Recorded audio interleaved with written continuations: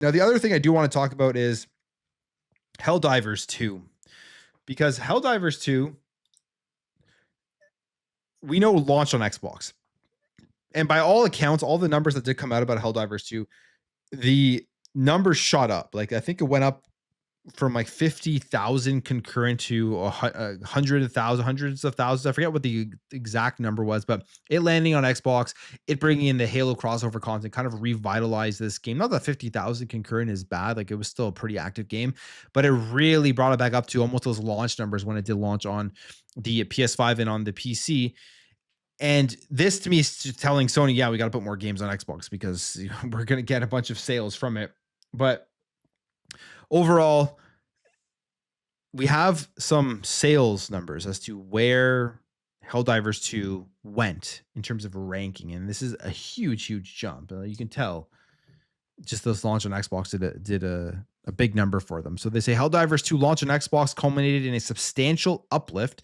So even here, Games Industry Hub is recognizing that it is Xbox, because you'll have people saying it wasn't that, it was just more content, more DLC, and people jumping in because of that. So the game's August 26th release, which included a collaboration with Halo, also drove engagement, pushing the co-op shooter to number 13 on Newzoo's overall player engagement chart, and ranked at number 11 on Xbox's individual chart.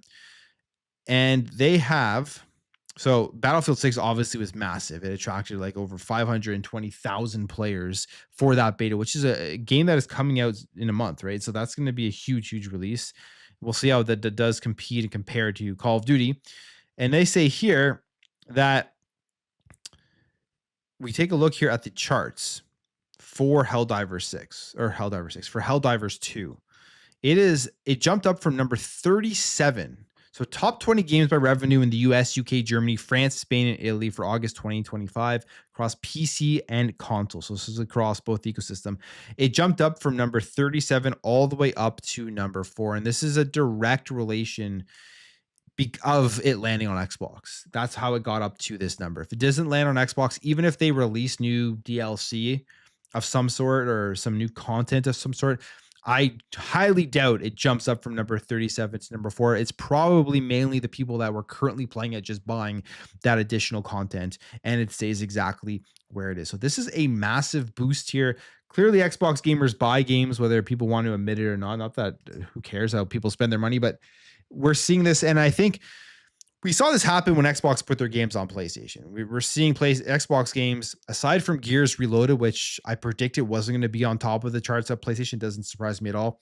But like Forza, Sea of Thieves, potentially Microsoft Flight Simulator, that may be dropping in November. These games that they're putting on PlayStation are hitting the tops of the charts on PlayStation, and you're kind of seeing the reverse happen as well here with games that PlayStation is putting on Xbox, selling very well on that platform. Where if you're Sony and you're sitting at it in your closed door business meeting at this point, you're looking at the success of Helldivers 2 and you're asking yourself, okay, how many more games are we putting on Xbox? Will we be putting more games on Xbox? I think the clear answer is yes. And then will it be live service? Will it be single player experiences? And how they look at the amount of money they're making off this, how does that affect them to be able to make and continue to develop all of their own first party games and take off some of the, I guess you could say, like the pressure from having to sell all of their big cinematic experiences, having to hit certain numbers when they're making money from the other platforms as well now. I think that is something that they're looking at as like supplemental income, which is one of the main reasons why they were making games as a service, multiplayer games. They had greenlit all of them, then canceled all of them.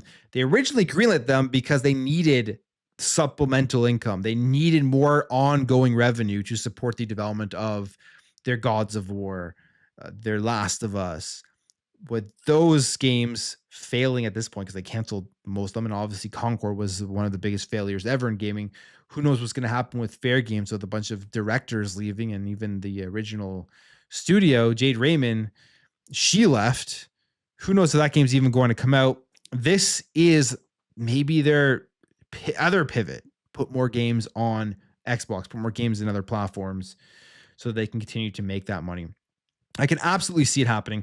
My question is, will it just be the live service, or will we see the likes of a Spider-Man or a God of War ever on an Xbox console? Because if God of War or Spider-Man do drop, or even The Last of Us, the game's going to sell millions of copies on Xbox. It just will. It'll be a top selling game on the platform, just like it was with Forza and everything.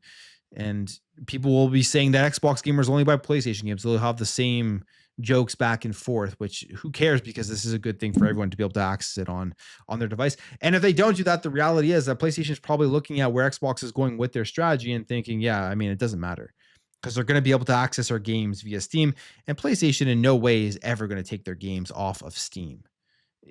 We've seen some discussions about that. Such an absurd take. Maybe I'll have egg on my face if they do right now, but it just seems such an absurd take to, you would hurt your business by taking it off of Steam. You would sacrifice sales just simply so Xbox people couldn't access it on their box via Steam. Makes no sense. So people are getting access to it anyway. I think these numbers will push them to put more games on to the platform itself.